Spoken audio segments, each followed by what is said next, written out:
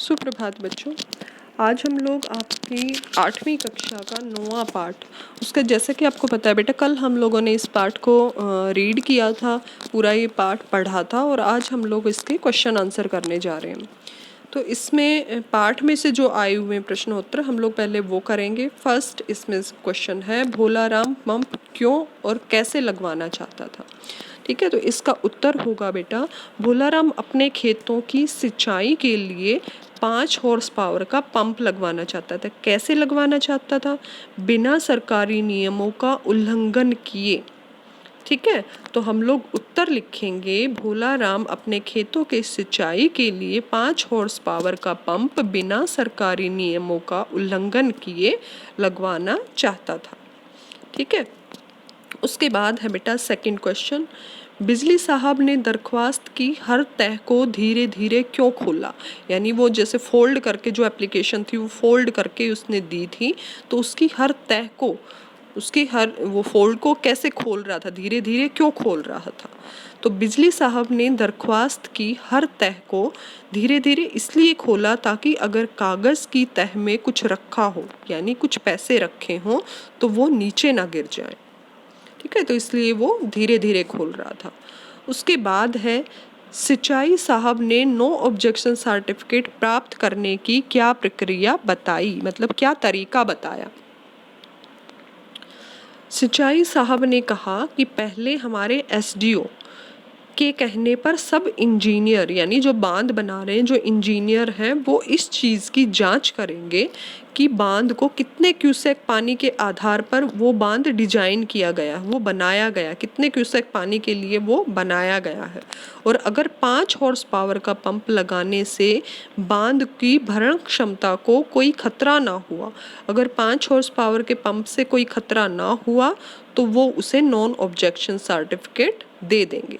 ठीक है, no objection certificate का मतलब होता है अनापत्ति प्रमाण पत्र, यानी उन्हें उस चीज़ के लिए कोई ऑब्जेक्शन नहीं है कि वो पंप वहाँ पर लगवा रहा है, तो उसे उन्हें कोई प्रॉब्लम नहीं है। तो ये आपका थर्ड क्वेश्चन था। अब है फोर्थ, महान राष्ट्रीय परंपरा किसे कहा गया, भोलाराम ने इसका उल्लंघन क्यों किया। महान राष्ट्रीय परंपरा का अर्थ है बेटा बिना रिश्वत बिना अनुमति काम करने का और रिश्वत देकर काम करवाने की जो परंपरा है उसको महान राष्ट्रीय परंपरा बोला गया है। यानी हम लोग बिना अनुमति से किसी से, सरकारी जो ऑफिस होते हैं, सरकारी दफ्तर होते हैं, उसमें से बिना अनुमति के हम लोग कार्य करते हैं, किसी को भी रिश्वत देकर, यानी लाइनमैन को रिश्वत दे दी, वहाँ का कोई अधिकारी है उसको रिश्वत दे दी, तो रिश्वत देकर सीधा कार्य करवाने की जो परंपरा होती है वो एक महान राष्ट्रीय परंपरा उसको कहा गया है। और वो क्यों उसका उल्लंघन किया था, क्योंकि भोलाराम एक ईमानदार व्यक्ति था, वह सरकारी नियमों के आधार पर कार्य करना चाहता था, इसलिए उसने इस परंपरा का उल्लंघन किया था। वो चाहता था कि उसका जो पंप लगे वो सरकारी नियमों के आधार पर लगे। ठीक है, पहले वहाँ पे एप्लीकेशन दो, फिर वो अपना जांच वगैरह करके और वो उधर पंप लगवाएंगे, लेकिन उन्होंने उसको इतने लंबे प्रोसीजर में फंसा दिया, इतने लंबे उसके चक्कर कटवाए कि आखिरकार उस बेचारे को पैसे देकर वो कार्य करवाना पड़ा। फिर है फिफ्थ वाला, पाठ के माध्यम से लेखक ने किस सच्चाई को उजागर किया है। लेखक मतलब इस पाठ में क्या बताना चाह रहे हैं, हमें कौन सी सच्चाई बताना चाह रहे हैं। तो इस पाठ के माध्यम से लेखक ने सरकारी कार्यालयों में फैले हुए भ्रष्टाचार, रिश्वतखोरी और सरकारी नियमों का कैसे उल्लंघन किया जाता है, उस चीज़ की सच्चाई को उजागर किया है। ठीक है, वो इस पाठ में भ्रष्टाचार, रिश्वतखोरी और जो सरकारी नियमों का उल्लंघन किया जाता है, ये सच्चाई हमें बता रहे हैं। फिर है हमारा सिक्स्थ वाला क्वेश्चन, पाठ के आधार पर लिखिए कि नीचे दिए गए कथन किसने कहे थे और क्यों कहे।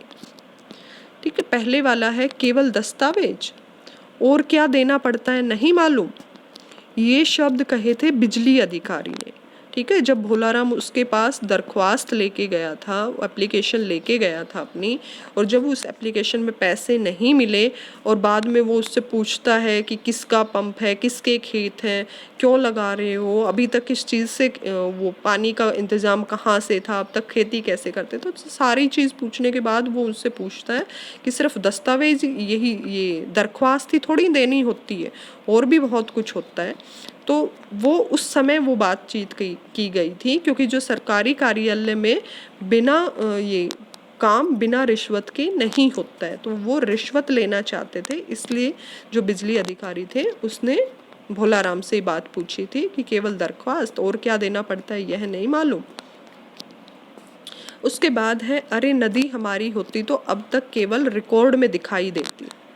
तो ये शब्द थे जंगल विभाग अधिकारी के, ठीक है। जो जंगल का था, फॉरेस्ट ऑफिसर जो था उसके थे वहाँ पर, जो उस विभाग का जो अधिकारी था उसने ये चीज़ कही थी, क्योंकि वे वृक्षों की गैर कानूनी ढंग से कटाई करते थे। तो इसलिए उन्होंने कहा था कि अगर नदी हमारे अंडर में आती, तो जैसे वृक्ष हम लोग वनों से हम लोग पेड़ों को काट चुके हैं, तो वैसे ही ये नदी भी अब तक ख़त्म हो चुकी होती। ये भी सिर्फ कागज़ों में दिखाई देती, रिकॉर्ड में केवल दिखाई देती कि यहाँ कुछ नदी है, बाकी इसमें पानी नहीं मिलता। फिर उसके बाद आता है, सरकारी नौकर हैं, सरकारी बैठकों और दौरों से फुर्सत मिलेगी तब सोचेंगे।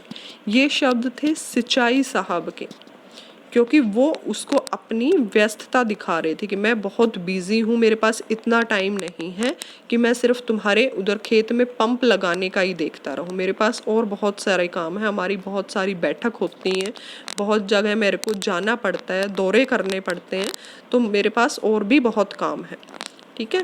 तो ये सिंचाई साहब के शब्द थे। उसके बाद है बातचीत के लिए। बातचीत में वर्तमान समय में यदि कोई भोलाराम जैसी किसी समस्या में फंस जाता है तो उसे क्या करना चाहिए। आज के समय में बेटा लोग फिर भी पढ़े लिखे हैं, यहाँ पे एजुकेटेड हैं, उनको मीडिया की उसका पता होता है कि मीडिया में कितनी ताकत होती है। वो जैसे ये होता है सतर्कता विभाग होता है कि जिसमें ग्राहक वगैरह हैं, इनको जागरूक करने के लिए कुछ अभियान चलाए जाते हैं, वहाँ पे कुछ नियम बनाए जाते हैं, कानून बनाए जाते हैं, तो वहाँ पर वो शिकायत कर सकते हैं, मीडिया की वो ले सकते हैं, हेल्प ले सकते हैं, सतर्कता विभाग है वहाँ वो जा सकते हैं, जो उसके ऊपर वाले अधिकारी हैं उनको भी शिकायत कर सकते हैं। लेकिन कई बार ऐसा होता है कि ऊपर के अधिकारी और नीचे के अधिकारी सब लोग मिले हुए होते हैं, तो कई बार कार्यवाही नहीं भी करते वो लोग, क्योंकि वो सारे जो रिश्वत के पैसे होते हैं वो मिल बांट के खाते हैं वो लोग।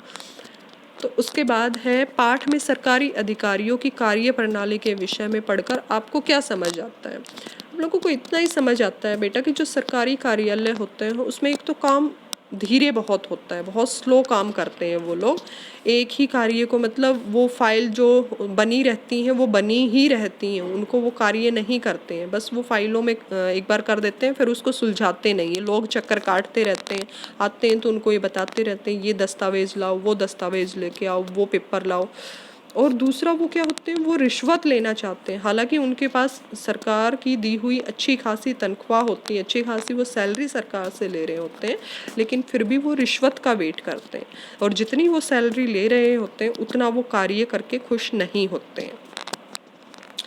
थर्ड वाला क्वेश्चन है बेटा, आ बला पकड़ गला, इसका अर्थ क्या है। इसका प्रयोग भोलाराम के लिए क्यों किया गया है, बताइए। आ बला पकड़ गला का अर्थ होता है किसी मुसीबत को जानबूझकर अपने पास बुलाना, यानी किसी मुसीबत में हाथ डालना। तो ऐसा इसलिए कहा गया भोलाराम के लिए क्योंकि भोलाराम को पहले ही सावधान किया गया था, उसके जो शुभचिंतक थे, उनके यार दोस्त थे, उन्होंने पहले ही उसको इस चीज़ के लिए आगाह कर दिया था, उसको पहले ही चेतावनी दे दी थी कि तुम ये काम मत करो, क्योंकि सरकारी दफ्तर है उसमें बहुत चक्कर काटने पड़ेंगे, तुम चुपचाप रिश्वत दो और कार्य करवा लो, अपना वो पंप लगवा लो। लेकिन भोलाराम क्या है, भोलाराम ने उस चीज़ को नहीं माना। वो वहाँ से जाते हैं और वहाँ पे सरकारी दफ्तर में अपनी एप्लीकेशन देते हैं, 10 जगह उसको चक्कर और काटने पड़ते हैं, कभी वो पटवारी के पास जाते हैं, कभी सिंचाई विभाग में जाते हैं, कभी फॉरेस्ट ऑफिस में जाते हैं। तो 10 जगह चक्कर काटने के बाद भी आखिरकार उसको पैसे देकर ही काम करवाना पड़ा है।